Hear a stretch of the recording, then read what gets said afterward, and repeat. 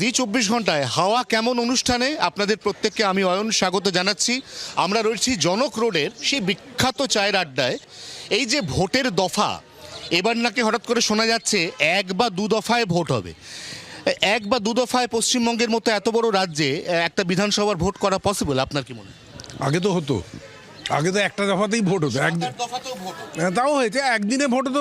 কোনদিন কবে দিনে কি ভোট করা যায় এমনি ইচ্ছে থাকলে? দেখুন, সেটা তো সরকার বলতে পারবে, পুলিশ বলতে পারবে, আমরা কি বলবার?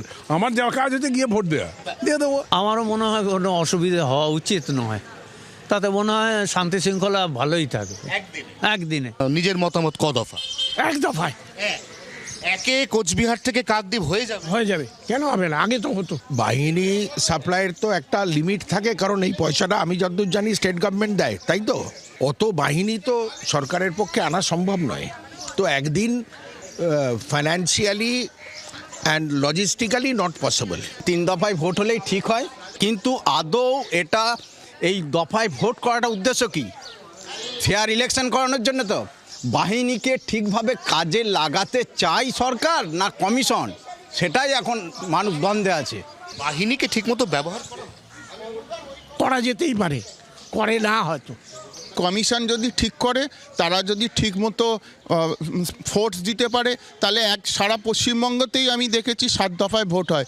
কোনো স্টেটে, আমি সব স্টেটে যাইনি ভারতবর্ষের, যে কোনো স্টেটে গেছি একদিনে ভোট। অশান্তির 7টা এপিসোডের বদলে আপনি বলছেন এপিসোড ভালো। হ্যাঁ হ্যাঁ, একদম তাই। কারণ মানুষের মানে বিশেষ করে বাঙালির জীবনে অশান্তির জন্য তো বাংলা সিরিয়াল আছে, তো ওগুলোই আমাদের অশান্তি দেয়। তার সঙ্গে অ্যাডেড অশান্তি, ভোটটা 7 বার চলবে না, হওয়াই মঙ্গল। পশ্চিমবঙ্গে যে এমনি 7-8 দফায় ভোট হয়, বোর লাগে, ভোট যেন শেষই হয় না। তাহলে একই লোক 7 জায়গায় ভোট দেবে।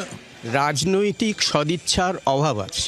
আচ্ছা, যারা পাওয়ারে থাকে তাদের মধ্যে সেই রাজনৈতিক সদিচ্ছাটা নেই যে আমরা ফেয়ার অ্যান্ড পোলটা করতে দেব। কবে ফ্রি অ্যান্ড ফেয়ার ইলেকশন দেখেছে? 1957, 1962, এমনকি 1967, 77 অব্দি দেখেছি, তারপর থেকে আর দেখিনি। ডেফিনেটলি এক দফা, তাহলে এক জায়গার গুন্ডা আর এক জায়গায় যেতে পারবে না। তো বছরে একবার আসে, যখন ভোট হয় তখন হয়, তারা তো কিছুই জানে না।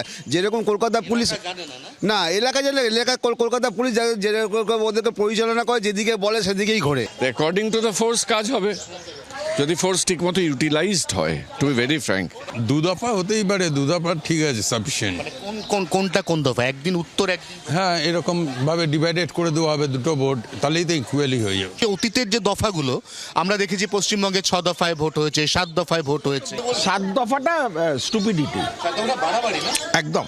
দফা যতই ভাঙা হোক, বাহিনী যদি সঠিকভাবে কাজ না করে, তাহলে সেক্ষেত্রে এই দফা বিন্যাসেও খুব ইতর বিশেষ হয় না।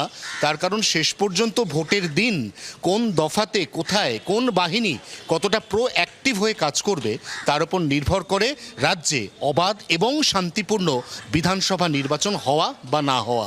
জি 24 ঘন্টার জন্য ক্যামেরা নবীনের সঙ্গে অয়ন, কলকাতা।